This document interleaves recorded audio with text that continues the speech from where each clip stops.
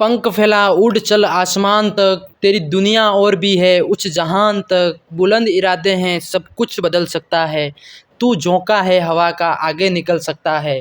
प्यारे विद्यार्थियों नमस्कार, स्वागत है आप सभी का आपके अपने यूट्यूब चैनल स्टडी वेंचर्स पर। जो भी विद्यार्थी बीएसटीसी 2024 की तैयारी कर रहे हैं उन सभी के लिए ये क्लास काफ़ी महत्वपूर्ण होने वाली है। विद्यार्थियों आपका एग्ज़ाम 30 जून को होने वाला है और इसी बीच आपके एग्ज़ाम का और आपके आज के दिन का समय देखा जाए तो 3 से 4 दिन 4 से 5 दिन मुश्किल से बचे हैं। तो आपको क्या करना है, डेली क्लासेस देखनी है, डेली क्लासेस को ध्यान से देखना है, प्रश्नों को कॉपी में लिख कर नोट करके याद रखना है। और मैं आपको डेली क्लासेस के माध्यम से पढ़ा रहा हूँ, आपके लिए काफ़ी महत्वपूर्ण प्रश्न है रिसर्च करके लेके आता हूँ। तो आप सभी को क्या करना है, वीडियो को पूरा देखना है और चैनल पर नए हैं तो चैनल को सब्सक्राइब करना है। और इसी तरह के अगर आपको नोट्स चाहिए या शॉर्ट्स जीके ट्रिक्स के माध्यम से पढ़ना चाहते हो तो टेलीग्राम चैनल को ज्वाइन कर लो, वहाँ पे आपको जीके ट्रिक्स के माध्यम से शॉर्ट नोट्स मिल जाएंगे। ठीक है, आज का पहला क्वेश्चन आपको पूछा गया विद्यार्थियों, काफ़ी महत्वपूर्ण प्रश्न है, पूछा गया है आपसे, प्रश्न पूछा गया आपसे, काफ़ी महत्वपूर्ण है। पीले पत्रों का शहर उपनाम से कौन सा राज्य का कौन सा नगर प्रसिद्ध है? जी विद्यार्थियों बताएंगे, वो पीले पत्रों के शहर, पीले पत्रों का शहर उपनाम से राज्य का कौन सा नगर प्रसिद्ध है बताना। जी विद्यार्थियों, ए आपका हो जाएगा जालौर, बी जैसलमेर, सी जोधपुर, डी आपका हो जाएगा भरतपुर। कौन सा राइट हो जाएगा सभी साथी कमेंट करेंगे कमेंट सेक्शन के अंदर। पीले पत्रों का शहर उपनाम से राज्य का कौन सा नगर प्रसिद्ध है? जी बताओ भाई, कौन सा आंसर आपका सभी का राइट हो रहा है? देखो इसमें आप सभी का राइट हो जाएगा ऑप्शन नंबर बी, जैसलमेर, जिसको पीले पत्रों का शहर कहा जाता है। ठीक है, तो आपको याद रखना है, एग्जाम के अंदर अगर पूछा जाता है कि पीले पत्रों का शहर उपनाम किस राज्य के कौन से नगर को कहा जाता है, तो आपका नगर हो जाएगा जैसलमेर। ठीक है, जैसलमेर जिले को पीले पत्रों का शहर के नाम से भी जाना जाता है। ठीक है, इसी तरह आपका क्वेश्चन 2 होगा, पूछा गया है आपसे, काफ़ी महत्वपूर्ण प्रश्न है साथियों। चौहानों ने राज्य के किस क्षेत्र पर शासन किया था? देखो चौहान जो राजवंश था उन्होंने राज्य के किस क्षेत्र पर शासन किया था बताना है आपको सभी।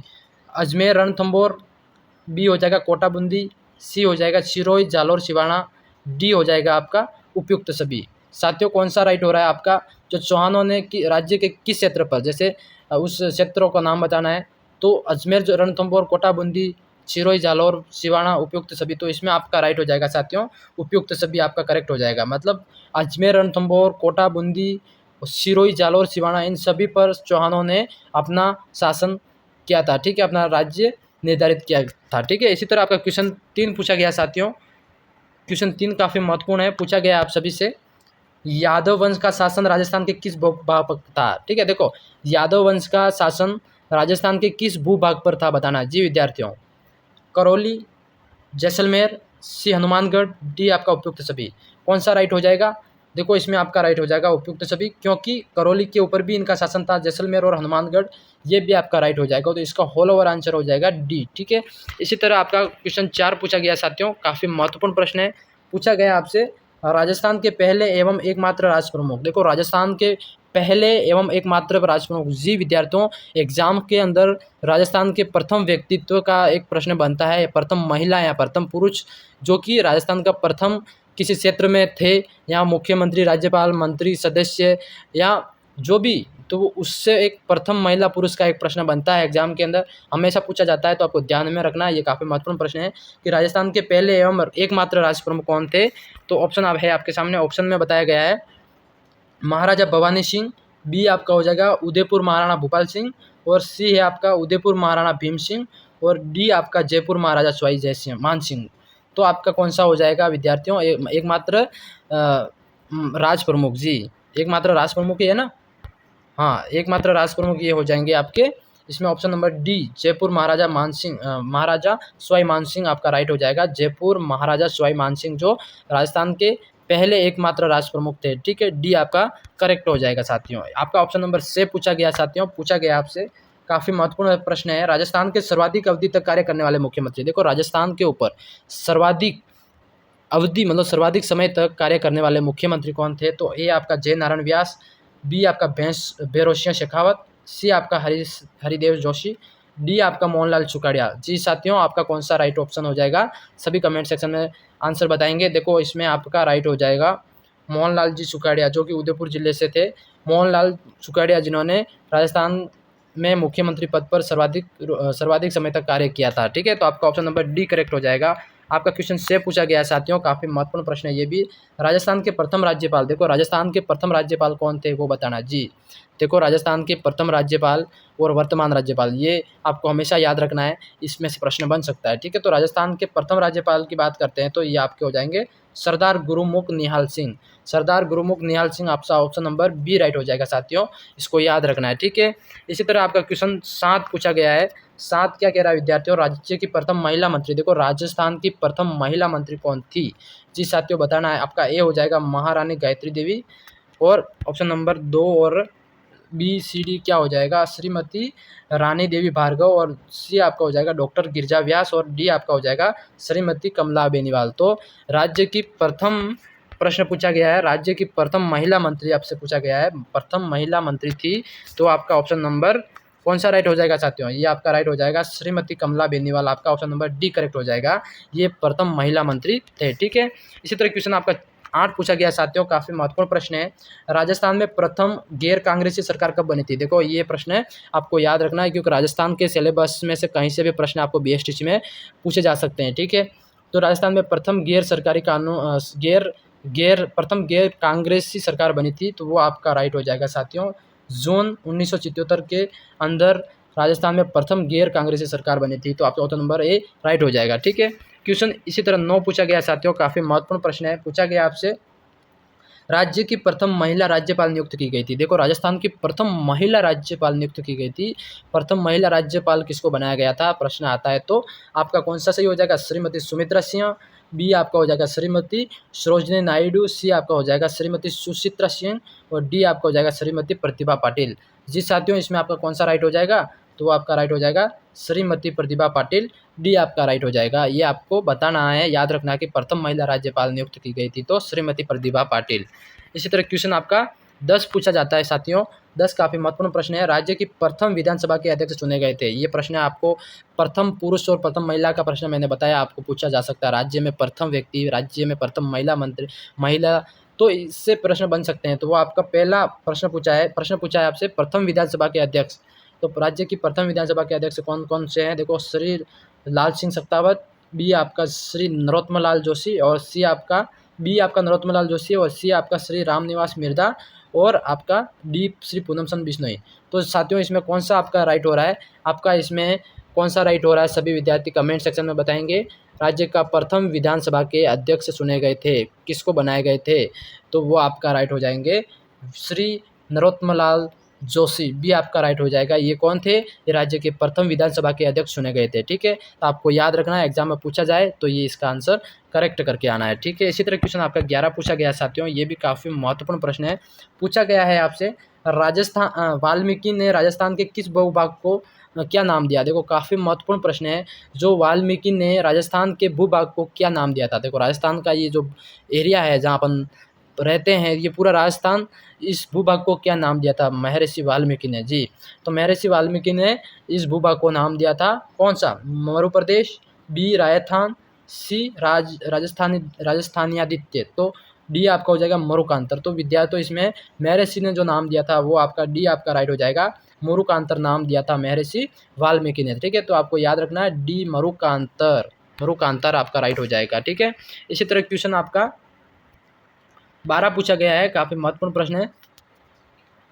पूछा गया है, ध्यान से पढ़ना, जॉर्ज थॉमस द्वारा सन 1800 में राजस्थान के लिए क्या नाम दिया गया था। देखो जॉर्ज थॉमस बहुत बड़े विद्वान हैं, इनके द्वारा जो 1800 में राजस्थान के लिए नाम दिया गया था वो क्या था, ए आपका राइट हो जाएगा राजपुताना। ठीक है, ए आपका करेक्ट हो जाएगा, राजपुताना नाम जॉर्ज थॉमस द्वारा सन 1800 में दिया गया था। ठीक है, इसी तरह क्वेश्चन आपका 13 पूछा गया साथियों, ये काफ़ी महत्वपूर्ण प्रश्न है।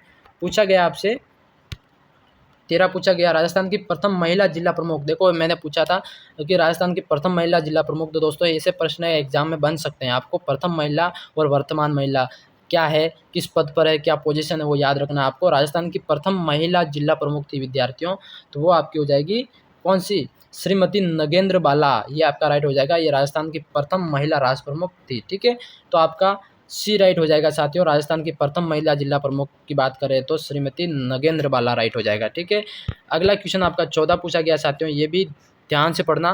प्रश्न पूछा गया आपसे, राजस्थान से निर्वाचित प्रथम महिला सांसद।